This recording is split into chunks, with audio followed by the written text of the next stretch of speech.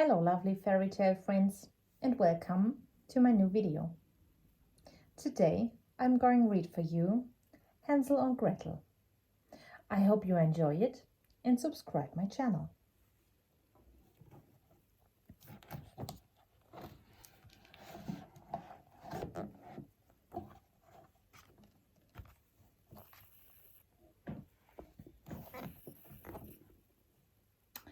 Hansel and Gretel couldn't sleep. Their cruel stepmother had sent them to bed without any supper, and their hungry tummies were rumbling loudly. Downstairs they could hear raised voices.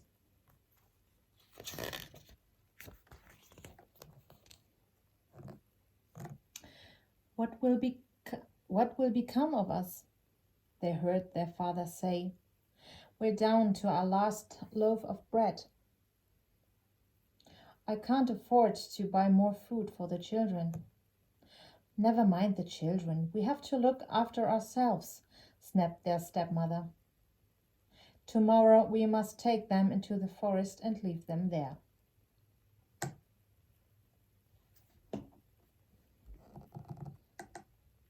We can't do that, their father protested.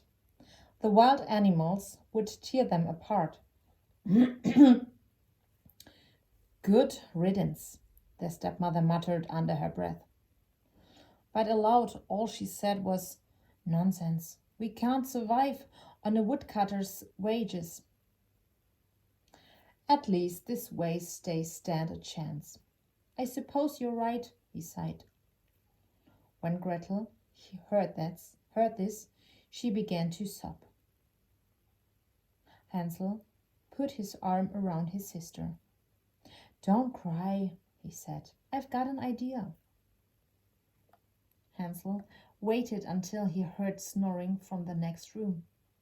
Then he put on his coat and tiptoed outside. The moon was shining brightly, making the pebbles gleam on the garden path. He stuffed as many as he could into his pockets and hurried upstairs. The next morning the children's stepmother woke them up very early. Hurry up, she said sharply. You must help us fetch firewood from the forest. She gave them each a small piece of bread to take with them. Don't eat it all at once, she warned. As they walked through the forest, Hansel lagged behind.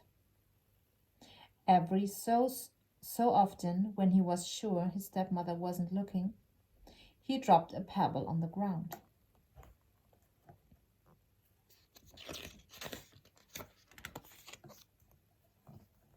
They went deeper and deeper into the forest.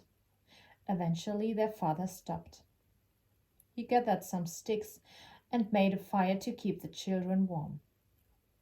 Wait here while we go and chop some wood, he said. All morning long, Hansel and Gretel heard the comforting chop, chop, chop of their fathers hatched in the distance. Maybe they've changed their minds, suggested Gretel hopefully. Lunchtime came and went, but their father and stepmother didn't return. Hansel and Gretel were very hungry, but they nibbled their bread slowly to make it last. As the afternoon wore on, it began to grow dark. The children added some sticks to the fire and lay down beside it. Before long, they were both fast asleep. By the time the children woke up, the fire had died down. They could still hear the thud of the hatchet, but in the darkness the noise sounded sinister. Hansel shivered. Let's go and look for them, he said. They followed the sound, but found only the hatchet tied to a branch, swinging to and fro in the wind. They've left us, whispered Gretel. Hansel took his sister's hand. Come with me, he said. I've left a trail so we can find our way back. Sure enough, the white pebbles shone in the moonlight, showing them the way home.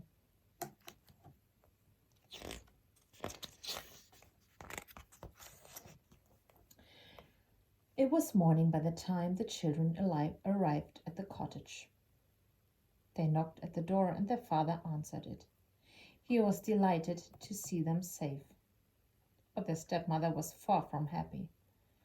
That night Hansel and Gretel overheard her nagging their father again. "We must get rid of those children or we all starve," she said. "What choice do we have?" The woodcutter had no answer, and so, reluctantly, he agreed to his wife's demands. Hansel waited until they were asleep and sneaked downstairs to collect pebbles just as before. But this time his stepmother was one step ahead of him. The door was locked. He went back upstairs to Gretel. "Don't worry," he told her. "I'll think of something."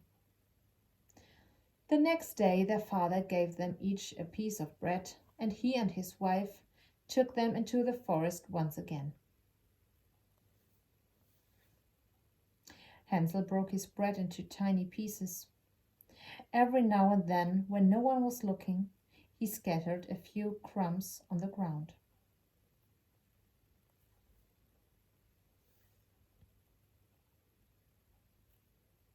This time the stepmother led them even deeper into the forest. "I'll make sure they never find their way out," she said to herself. As the woodcutter built a fire for his children, a tear rolled down his cheek. "Smoke in my eyes," he mumbled. After their father and stepmother had gone, Gretel shared her bread with Hansel. Then they huddled together beside the fire for warmth. They were so tired that they soon dozed off.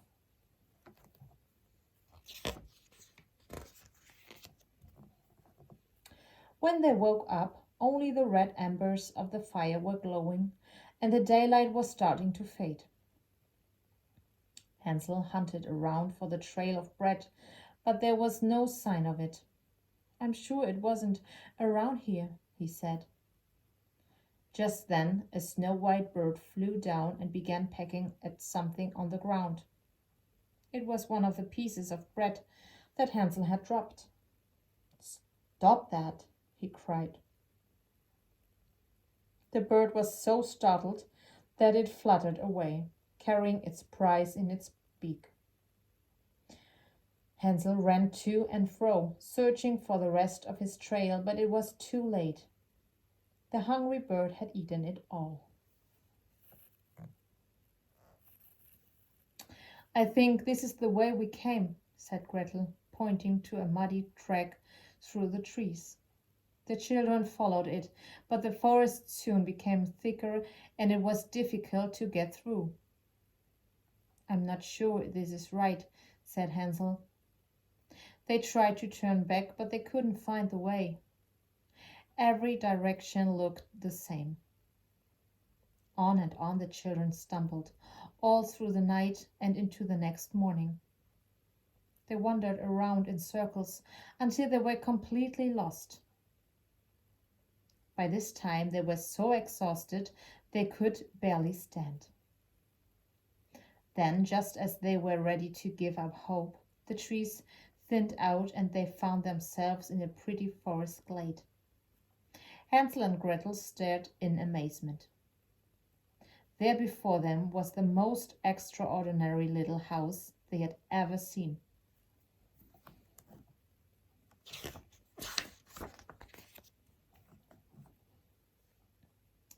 It had gingerbread walls decorated with little sweets and chocolate roof tiles dripping with sugary icing. Instead of flowers in the garden, there were scrumptious-looking cupcakes, giant lollipops, and swirly candy canes. There could hardly have been a more welcome sight for two hungry children. Gretel ran up the path and licked one of the lollipops. "It's real," she exclaimed. "Let's eat some," said Hansel excitedly. They nibbled the fence, munched through the window ledges, and were just about to break off the door knocker and eat that too when the door swung open. A gnarled old woman peered out of them at them. "Who are you?" she croaked. "Have you been eating my house?"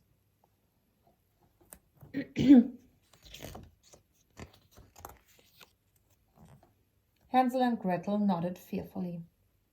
With their cheeks stuffed with gingerbread and chocolate all around their mouths, they could hardly deny it. The old woman gave a toothless grimace. "Poor things, you must be ravenous," she said. "Come inside and you shall eat your fill." She seemed harmless enough, and the two children were still very hungry, so they followed her inside. But the moment they were through the door, she slammed it shut and locked it. "Foolish brats," cackled the old woman. "You walked right into my trap." Grabbing poor Hansel by the ear, she dragged him out to the chicken coop in the backyard and threw him inside. "You make a tasty supper once I've fattened you up," she crowed. The witch, for that was what she was, made Gretel work like a slave, preparing food for her brother. From morning until night, the girl peeled and chopped, boiled and stewed, roasted and baked, while the witch sat in a rocking chair, counting jewels from her treasure chest. After a week had gone by, the witch went out to the chicken coop. "Let me feel your plump little finger," she said to Hansel. But Hansel was too clever for her.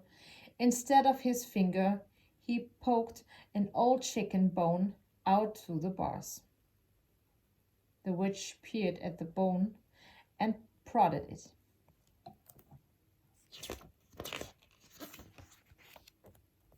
"What a scrawny creature!" she exclaimed. Her eyesight was so poor that she couldn't tell the difference between a bone and a finger. From then on, the witch made Gretel work even harder. The girl cooked huge cauldrons of hearty stew with dumplings, fried strings of sizzling sausages, and baked dozens of pies and cakes for her brother. All the time, the witch sat greedily leafing through her books for tasty boil recipes. But when she checked Hansel's finger at the end of the week, it was just as thin as before. After a month had gone by, Hansel was still no chubbier. The witch, who was used to getting her way, finally lost her temper. "Today I'm going to eat your brother, skinny or not," she said to Gretel. "Heat up the oven at once." The witch followed Gretel's every move as the girl stoked up the fire. "Now get inside and check that it's starting to heat up," she said slyly, for secretly she planned to eat both the children. But Gretel guessed what she was up to. "I can't fit in there," she declared. "Of course you can, you silly goose," snapped the witch. "I'm much bigger than you, and I can easily fit inside." "Well, I really don't know how," said Gretel innocently. "You're much older and wiser than I am. Perhaps you could show me?" With a snort of impatience, the witch pushed her aside and flung open the oven door. "Like this," she said, thrusting her head inside.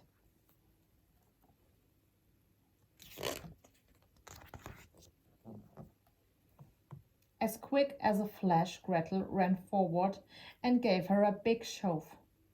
Then she slammed the oven door and fastened it shut.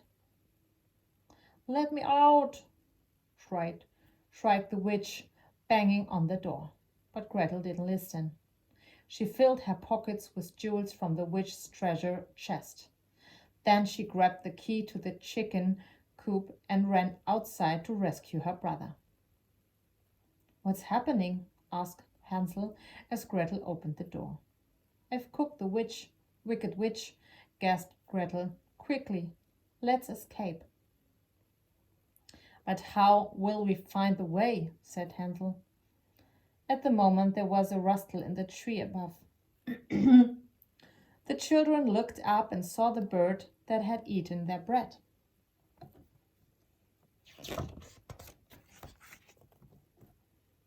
It flew to the next tree and waited, with its head cocked. "I think it wants us to follow it," said Gretel. So the children followed the bird through the forest until eventually they came to a stream with a rickety wooden bridge over it. "I know that bridge," said Hansel. "We're nearly home." They thanked the bird and hurried off in the direction of their father's cottage. He was standing outside and looked up when he heard them coming. "My children," he cried. They ran into his arms and he hugged them tightly. "I've missed you so much," he wept. "Please forgive me." The three of them went inside. Hansel and Gretel looked around warily, but there was no sign of their stepmother. "She left when the food ran out," their father explained. "There's not a crumb left in the house. I don't know how we'll manage, but I'll find a way," he promised. "Perhaps these will help," said Gretel, emptying the witch's jewels out onto her lap. "Where on earth did they come from?" asked Hansel in surprise. Gretel tapped her finger on her nose. "You're not the only one with clever ideas, Hansel," she said with a smile.